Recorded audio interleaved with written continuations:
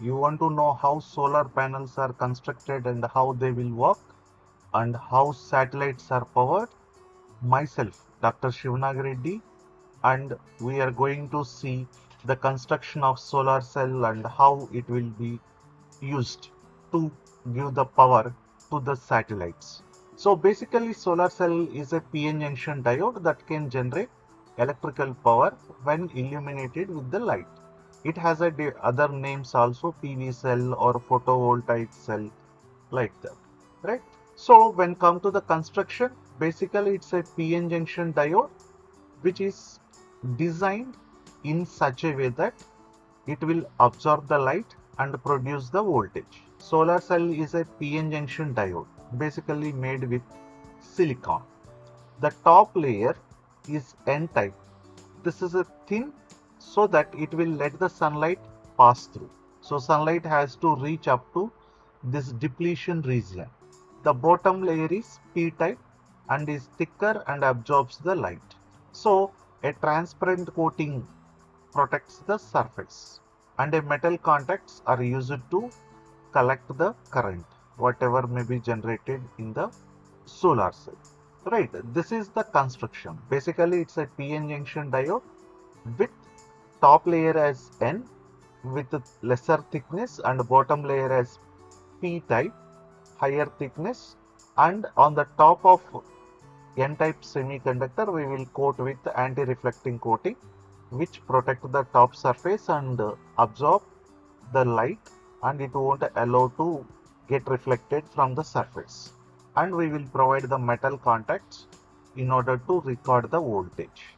This is the basic simple structure. So when come to the working of the solar cell, what happens is basically this is solar cell PN junction diode. Whenever sunlight hit the solar cell, what happens? It absorbs the light. Light is nothing but the photon, light particles. So the photons transfer energy to the electrons. So electrons are excited and jump from valency band to conduction band in the material. Valency band to conduction band, they will jump. This create electron hole pairs. So at the junction, it will create electron hole pairs. So whenever electron holes pairs are created, the electric field of PN junction separates them. So basically this has a voltage difference. That's what we call potential barrier or potential voltage. So that potential voltage separates this electron and holes. Electrons will go to N side and holes will move towards P side. So whenever this current flows or these charges separated and accumulated in P type and N type, voltage will be developed. Voltage difference will be developed, and when we give the external circuit connection, then the current flows through the external circuit and this will generate the electricity. If we connect here voltmeter, we can record the voltage and current voltage, how much it is coming, and if we connect with battery, we can store the current, right? So when come to the current voltage characteristic, in series with the ammeter and resistor, whereas parallelly with the voltmeter. Voltmeter will record the voltage and ammeter will record the current. Then once we taken this and as we do in the lab, once we switch on the light, it will absorb the photon energy and generate the voltage. So we will record current and voltage as a two columns. So we will measure current and voltage and current. Then next column we will calculate the power where it is a product of current and voltage. Basically voltage will be millivolts, this is milliamps, then power will be microwatts. So here what we will do is whenever we are drawing the graph, we will take voltage on x-axis in volts and current on y-axis, and we will calculate VOC, ISC. VOC stands for open circuit voltage and ISC stands for short circuit current. So if we make the resistance in the circuit as 0, load as a 0, we will get short circuit current, and if we make the load as infinity, that is a open circuit voltage. Those two we will get. Next thing is, if we want to get what is the basic operating method, we will draw the graph between these two parameters, current and voltage, that gives like this blue color curve. Once we get this blue color curve, what we will do is we will draw a 45 degrees line with respect to voltage, and it will cut the curve at a particular point.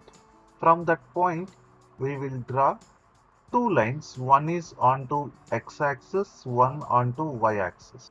This will gives, this is a Vm, this is Im, and by using these parameters we will calculate fill factor. What is this fill factor? Basically it will tells about the quality of the solar cell, as well as in order to get optimum power, means optimum power, what voltage and current range we can use. So this type of region we will find. In this region, wherever we use, we will get optimum power for that particular voltage and current. Right, fill factor we can write in terms of a fractions as well as in terms of percentage. If we multiply with 100, we will basically represent with percentage. Right. So this is a useful one in order to identify the maximum power region where we can operate this. Then when come to the advantages, it's a pollution free energy source. Then it will be generated by solar cell. Its internal EMF can be measured by galvanometer, and it is a power source mainly in many satellites for a long period of time, and it operated over a range of temperatures. This is the advantages. When limitations of the solar cell, its efficiency is very low. It cannot be convert all the solar radiation into electrical energy. The efficiency of solar cells depends on the temperature. Means with the temperature it will change its performance. Then when come to the applications, there is a vast applications: telecommunication systems, satellites, space vehicles, remote instruments, power railway signals, alarm systems. So in many places and many systems we can use these solar cells. So if we combine solar cells, we will get solar panel, because each solar cell will provide very small amount of the voltage, 0.4 to 0.5 volts. So in order to get the higher voltage, what we will do is we will combine these solar cells in series or parallel.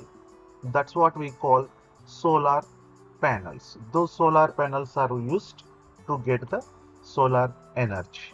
Thank you for watching this video, and if you like these type of videos many more, subscribe to our channel and comment, and you can share with your friends who are studying B.Tech physics, and that will be very helpful for them and as well as for me.